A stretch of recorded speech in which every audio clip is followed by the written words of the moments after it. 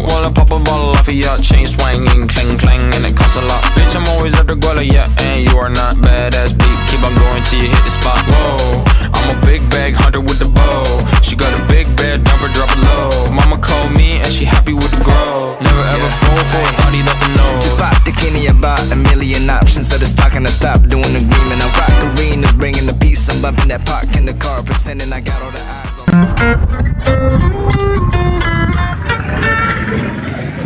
Bismillahirrahmanirrahim. Assalamualaikum warahmatullahi wabarakatuh. Di sini saya menjelaskan tentang konsep-konsep etika.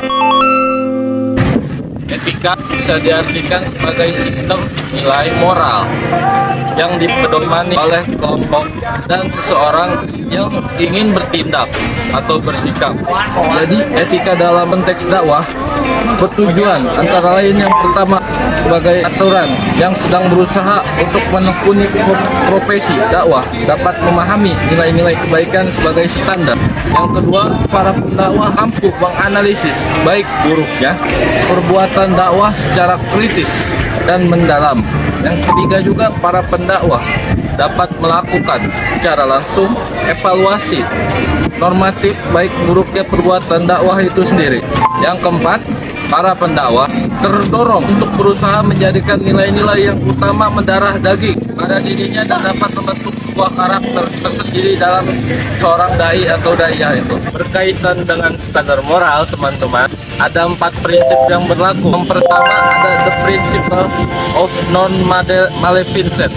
Prinsip ini yang berarti seseorang tidak boleh melakukan perbuatan yang bisa mencelakai atau membawa mudarat. Dan yang kedua ada the principle of beneficence. Dalam prinsip ini, tindakan yang dilakukan oleh pada seseorang harus membawa kebaikan pada dirinya ataupun orang lain. Dan yang ketiga ada the principle of autonomy. Dalam prinsip ini, setiap orang harus menghormati dan menghargai autonomi orang lain. Keempat, the principle of justice. Dalam prinsip ini, kita harus memperlakukan seseorang atau kasus yang sama dengan cara yang sama, terutama dengan berpegang pada nilai kesetaraan, keislaman, kebutuhan, kontribusi, dan upaya yang dilakukan. Baik, di sini saya akan melanjutkan pembahasan tentang dasar hukum etika.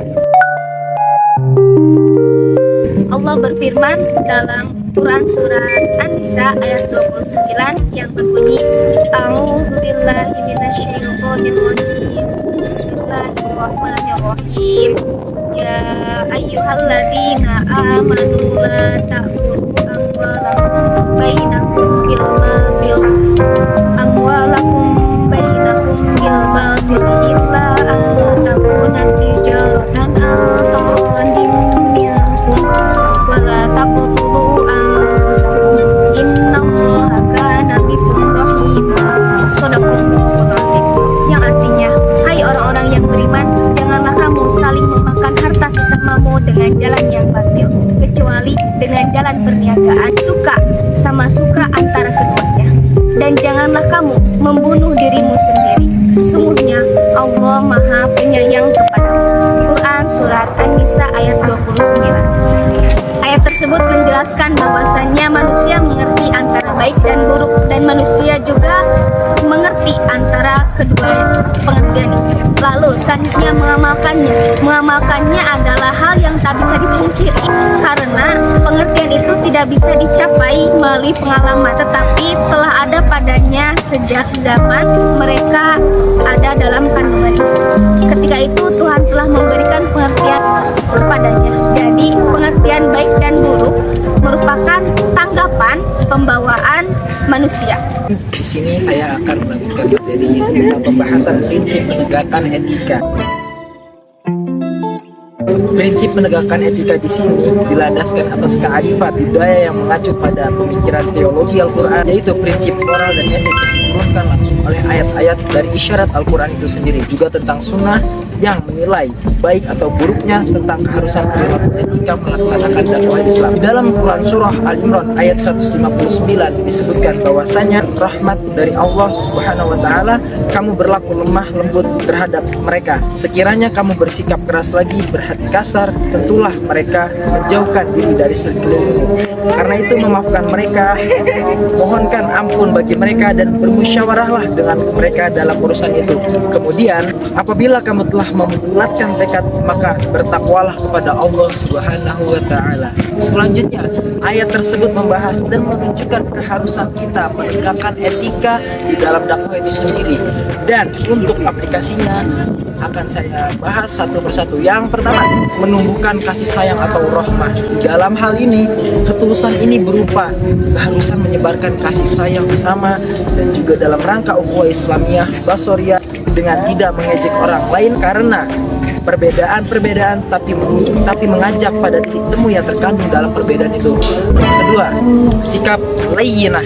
Sikap layyinah di sini bermaksud yaitu membuka kelembutan hati dari domir hati paling kecil, bukan hanya qalbun, tapi hati yang sangat dalam, sehingga kita menumbuhkan sikap yang mengharuskan bagi dai antar budaya untuk berperilaku lemah lembut, memperhatikan kelayakan, kepatuhan, keserasian atas dasar pertimbangan faktor psikologis yang harus muncul dalam sikap, perkataan, dan perbuatan ketika berinteraksi dengan mad'u yang berbeda budaya.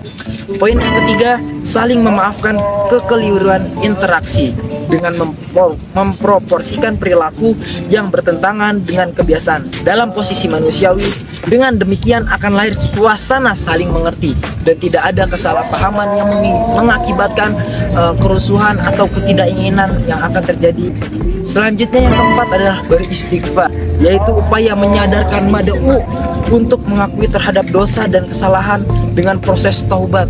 Bukan hanya taubat yang di dalam kontekstual, tapi di sini yaitu taubatan nasuha. Selanjutnya yang kelima, selalu mengupayakan musyawarah dalam segala urusan, terutama menyangkut urusan sosial, yaitu upaya mencari solusi berbagai persoalan kehidupan yang dihadapi melalui tukar pikiran dalam rangka mencari kebenaran dengan tetap mengacu pada tradisi lokal. Yang selanjutnya nomor 6, tindakan pengambilan keputusan yang efektif dan efisien dapat atau tepat situasi dan tepat guna.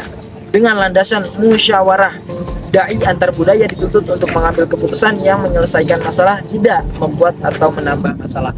Dan yang terakhir adalah sikap tawakal, penyerahan total dari diri sendiri. Prinsip ini mengharuskan dai antar budaya untuk selalu ada dalam hukum kualitas yang diciptakan oleh Allah. Prinsip penegakan etika ini memperkuat hubungan antara anggota masyarakat, mempersatukan perasaan yang merupakan dasar kebijakan universal. Mungkin sekian yang bisa saya sampaikan. Syukran jazilan. Wassalamualaikum. At least this money never really stops.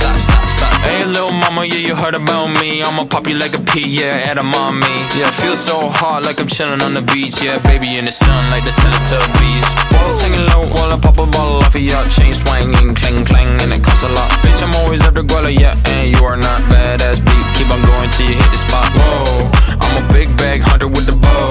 She got a big bed, number drop it low. Mama called me and she happy with the grow. Never ever fall for a thotty, that's an oath.